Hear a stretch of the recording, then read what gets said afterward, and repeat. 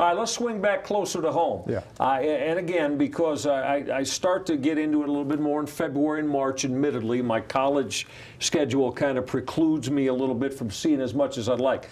But break down Babe Kwasniak's VA St. Joe squad, and because I'm hearing that this team is absolutely just delightful to watch, and Babe is doing a fantastic job with this group. So what are they all about?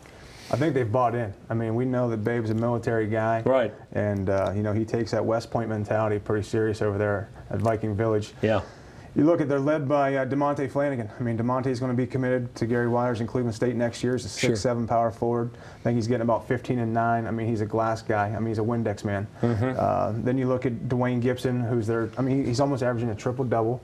He's headed to Evansville next year. I mean, he's a pure point guard distributor. He's a facilitator. He gets in there. He grinds it out. He's a great Evansville athlete. got Gibson. Evansville the Purple got him. Aces. He's a steal. Yeah, it sounds like it, yeah. And then they've got sensational sophomores.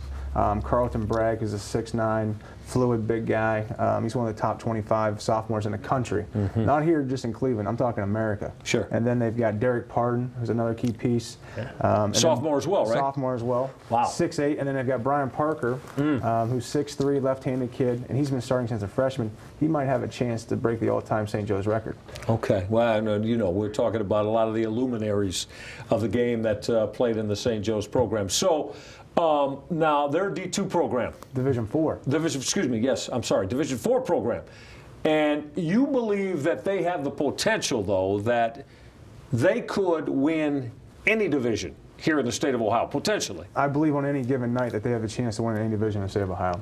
And I've talked to Teddy Kwasniak, Papa, as they like to say, they don't give state championship rings away. No.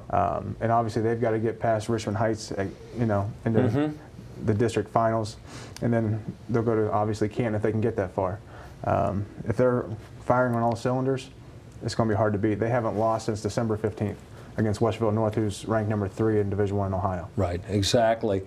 Chaz Wolfe joining us. Let's go through some of the outstanding squads here around the city. And who do you see that could potentially be on the, or at least on the equal, or some squads that have the type of balance, have the type of depth and skill in their programs that can get to the level you were just describing that that VA St. Joe can? I'm going to answer that real quickly, but I think people need to understand how good the coaching is here in Cleveland. Yeah, I agree. I think that we're discounting the type of coaching we have, and guys like Krasancic and Flannery and some of the young guys like Sonny Johnson and John Harris and Sean O'Toole is a great coach, but I just want to make sure people realize that on a national level, these guys are national level high school coaches. Andy Sattel, Cleveland Heights. Sean Hood, Westlake. I mean, name a couple. We've got really good coaches here. Yeah, so no question. Let's not forget about that. But